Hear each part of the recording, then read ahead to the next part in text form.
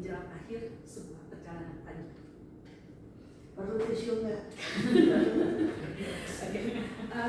Perjalanan S3 ini bukan sekedar menempuh pendidikan, ia adalah perjalanan jiwa bagi saya. Langkah-langkahnya sering tertatih, kadang ditemani ragu, kadang dipenuhi harap. Ada hari-hari ketika saya merasa kuat, ada malam-malam ketika saya hampir menyerah. Namun justru di sanalah saya belajar arti keteguhan, kerendahan hati, dan kekuatan untuk terus berjalan. Di sepanjang jalan yang panjang ini, Tuhan menghadirkan cahaya-cahaya kecil dalam wujud orang-orang terbaik. Ketua program studi, Prof. Budi. Bahasa saya paling basic. Terima kasih, Prof. Yang tiba-tiba suka menelpon saya larut malam hanya untuk bertanya, Sally, kamu sudah makan? Sally, kamu di mana? Dan bahkan bertanya, Sally, apakah kamu stres? Pertanyaannya mungkin sederhana, tapi menjadi penolong di saat hati saya seperti runtuh pelan-pelan. Dari beliau, saya belajar bahwa dunia akademik pun bisa berdenyut dengan kasih dan dengan hati. Terima kasih, Prof. Budi. Saya pun belajar banyak dari kalian. Itu yang saya sampaikan. 10 tahun saya memegang prodi. Saya tahu bahwa bicara itu tidak hanya dengan mulut, mendengar hanya dengan kuping dan mata, tapi hati. Terima kasih. Terima kasih, Prof. Budi. Kepada promotor utama saya, Prof. Dewi, yang selalu membisikkan, Mbak, berpikir positif ya.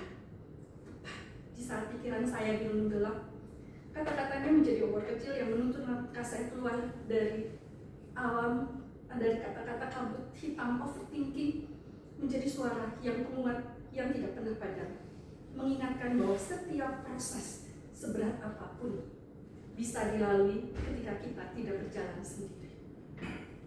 Untuk promotor Datuk Cerita, terima kasih karena selalu memberikan masukan dan selalu mengingatkan saya.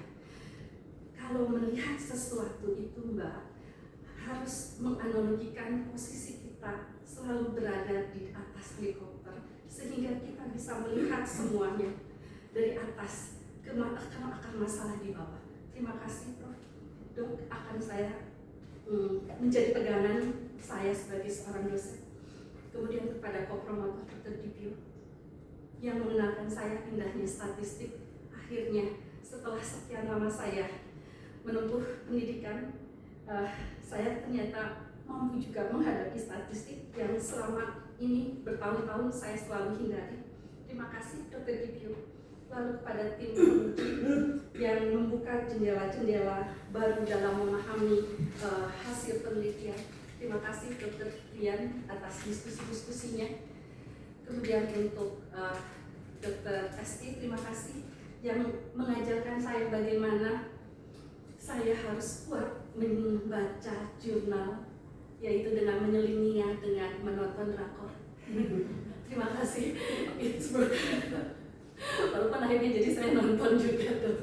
Terima kasih, itu memberi semangat pada saya karena bisa membaca jurnal. Kemudian juga kepada Dr. Ari, terima kasih Dok untuk memberikan arahan.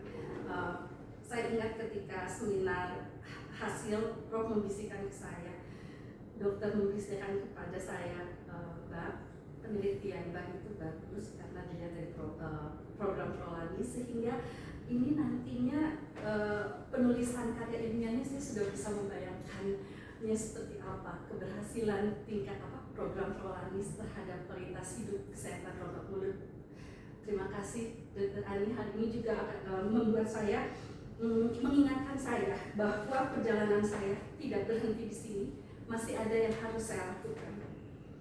Dan juga kepada penguji dari luar dari UI, Prof. Ite, seorang panutan saya. Selama bertahun-tahun kita sudah kenal ya Prof di ikatan, dan saya betul-betul ketika tahu bahwa Prof. Ite menjadi penguji saya merasa terhormat ya pada seorang pencipta Mars Disney juga. Kan beliau menciptakan Mars Ikatan Spesialis Penyakit Mulut Indonesia. Terima kasih Dok untuk masukan dan sarannya. atas ini juga tentang bagaimana saya akan melakukan penelitian selanjutnya. Terima kasih Prof. Kemudian di balik layar teknik Mbak Suci, terima kasih Mbak Suci bagi saya malah tanpa saya yang sabar menjawab, sabar membantu, sampai sabar setiap saat minta dibikinkan link Zoom. Terima kasih Mbak Suci. Namun cahaya paling kuat justru datang dari rumah, anak-anak saya di Bandung, Serafina, Roli, Tiana, dan juga Danet, yang sering saya tinggalkan demi perjalanan panjang ke Jogja. Rindu mereka menemani setiap lembar yang saya tulis, setiap statistik yang saya ulang, setiap malam ketika saya bertanya, kapan ini semua selesai? Keluarga besar yang tidak pernah lelah menyalakan doa, dan suami saya yang saat ini juga sedang di luar, yang sejak awal sudah percaya sebelum saya percaya pada diri sendiri, yang selalu berkata, kamu bersama orang-orang tepat. Dan ternyata benar, saya dipertemukan dengan guru-guru yang terbaik, dengan lingkungan mendidik, bukan hanya pikiran, tapi hati.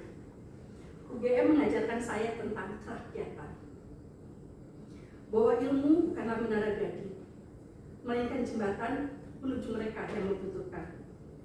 Dan berada di sini adalah bab terindah dalam hidup saya.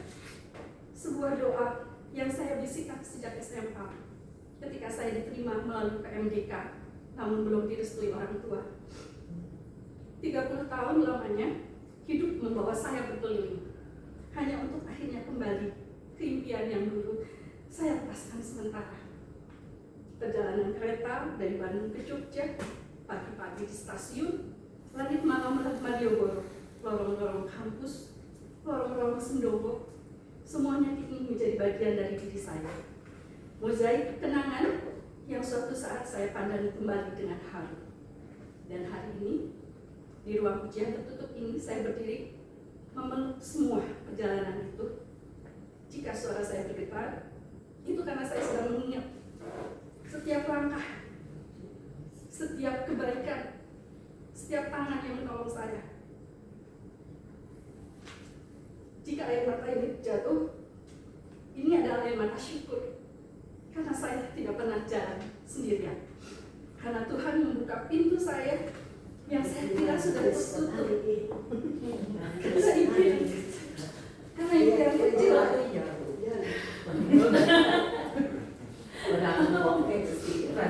karena impian kecil dari remaja bernama Sally, saya akhirnya menemukan jawaban setelah 30 tahun berkeliling. Terima kasih pada semua yang telah menemani perjalanan ini. Semoga ilmu yang saya bawa pulang ke Bandung di sini akan membuat saya sebagai cahaya bagi siapapun yang akan saya ajar, saya dampingi, dan saya temani. Sekali lagi, terima kasih Prof. Dok sekalian.